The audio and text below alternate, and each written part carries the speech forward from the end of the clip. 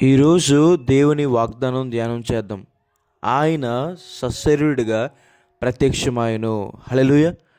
క్రీస్తు ప్రభు వారిని దేవుడు అని నమ్మని సౌలు దమస్కు మార్గంలో క్రీస్తు ప్రభు వారి దర్శనం చూసిన తర్వాత ఆయనే దేవుడు అన్న విషయాన్ని తెలుసుకుని ఇలా అంటాడు: సర్వ సృష్టికర్త సర్వాధికారి అయిన దేవుడు శరీరాన్ని ధరించుకుని ప్రత్యక్షమయ్యారని. ప్రత్యక్షమవడం అంటే అర్థము ముందు లేరని కాదు. కొంతమంది అనుకుంటారు క్రీస్తు ప్రభువారు 2000 సంవత్సరాల క్రితమే ఉన్నారు, దానికి ముందు లేరని. క్రీస్తు ప్రభువారు ముందే ఉన్నారు. అయితే ఆయన శరీరాన్ని ధరించుకుని మనిషిగా దిగొచ్చి 2000 సంవత్సరాలు అయిందని. క్రీస్తు ప్రభువారు సశరీరుడిగా ప్రత్యక్షమవడం ద్వారా మనకు కలిగే మేలేంటి? క్రీస్తు ప్రభువారు రక్షకునిగా ప్రత్యక్షమయ్యారు అని. రక్షణ అంటే అర్థము పాప శిక్ష నుండి తప్పించుకోవడం, మోక్ష రాజ్యాన్ని సంపాదించుకోవడం. ఎవరైతే క్రీస్తు ప్రభువారి యందు విశ్వాసం ఉంచి వారి పాపాలు ఒప్పుకుంటారో దేవుడు వారిని క్షమించి వారికి నూతన మనసును, నూతన స్వభావాన్ని అనుగ్రహిస్తారని. నరకం నుండి తప్పించి పరలోక రాజ్యాన్ని వారికి అనుగ్రహిస్తారు. యేసు అన్న మాటకు అర్థము రక్షకుడు అని. దేవుడు మన పాపముల నుండి మనల్ని రక్షిస్తారు. అలాగే అపవాది క్రియలను లయపరచడానికి క్రీస్తు ప్రభువారు ప్రత్యక్షమయ్యారని. సాతాను దొంగ మనల్ని దోచుకుంటాడు. మనకున్న పరిశుద్ధతను, నీతిని, న్యాయాన్ని, సమాధానాన్ని, సంతోషాన్ని, దేవుడి మీద ఉన్న భక్తిని దోచుకుంటాడు. మనల్ని అవమానాల గుండా తీసుకువెళ్తాడు. కానీ క్రీస్తు ప్రభువారు మనల్ని పరిశుద్ధతతో నింపుతారు, నీతితో, న్యాయంతో నింపుతారు, సమాధానంతో, సంతోషంతో నింపుతారు, మనల్ని హెచ్చిస్తారు, ఘనపరుస్తారు.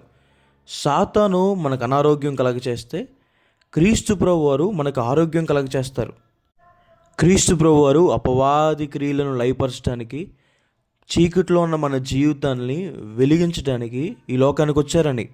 క్రీస్తు ప్రభువారు ఈ లోకానికి వచ్చింది తన ప్రేమను ప్రత్యక్షపరచడానికి. క్రీస్తు ప్రభువారు మహిమను విడిచిపెట్టి మనిషిగా ఈ లోకానికి వచ్చింది, పశువుల పాకలో పుట్టింది, మన కోసం ప్రాణం పెట్టింది. ఆయన మనల్ని ప్రేమించాడు కాబట్టే. మనం తిరిగి దేవుని ప్రేమిస్తే ఆయన మనల్ని ఆస్తికర్తలుగా చేస్తాడని. మనం బలముగా ఉదయించు సూర్యుని వలె ఉంటామని, మనకన్నీ కూడా సమకూడి జరుగుతాయి అని. క్రీస్తు ప్రభువారు జీవాన్ని ప్రత్యక్షపరిచారని. పరిశుద్ధంగా ఎలా జీవించాలి, పౌలు గారు చెప్పినట్టుగా బ్రతుకుడే క్రీస్తే, చావైతే నాకు మేలే అన్నట్టుగా ఎలా బ్రతకాలి, నిరీక్షణ కలిగి ఎలా బ్రతకాలి, సంతోషంగా ఎలా బ్రతకాలి, సమాధానంగా ఎలా బ్రతకాలి, అర్థవంతమైన జీవితాన్ని ఎలా బ్రతకాలో దేవుడు మనకి తెలియపరిచారని. అలాగే నిత్య జీవాన్ని, పరలోక రాజ్యాన్ని మనకు అనుగ్రహించారు అని. హల్లెలూయా. కాబట్టి ఈ వాగ్దానం మీద విశ్వాసం ఉంచండి. క్రీస్తు ప్రభువారు సర్వాన్ని సృష్టించిన సృష్టికర్త మన కోసం శరీరాన్ని ధరించుకుని ప్రత్యక్షమయ్యారు. ఆయన తన ప్రేమను ప్రత్యక్షపరిచారు, ఆయన రక్షణను ప్రత్యక్షపరిచారు, అపవాది క్రియలను లయపరుస్తారు. సర్వశక్తి ముద్ర జీవం గల వేసే మీకు వేలాది వందనాలేసి ఈ రోజు ఈ వాగ్దానం ద్వారా మాతో మాట్లాడినందుకు దేవా ప్రభు మీకు వందనాలు. ప్రియులు ఎంతమంది అయితే వాగ్దానం వీక్షిస్తున్నారో వారి జీవితంలో మీకు చేయండి, మీ సహాయాన్ని సహకారం అందించండి. మీ ప్రేమను వారి పట్ల చూపించండి, అపవాది క్రియలు వారి జీవితం భయపరచండి, రక్షణ వారికి దయచేయండి.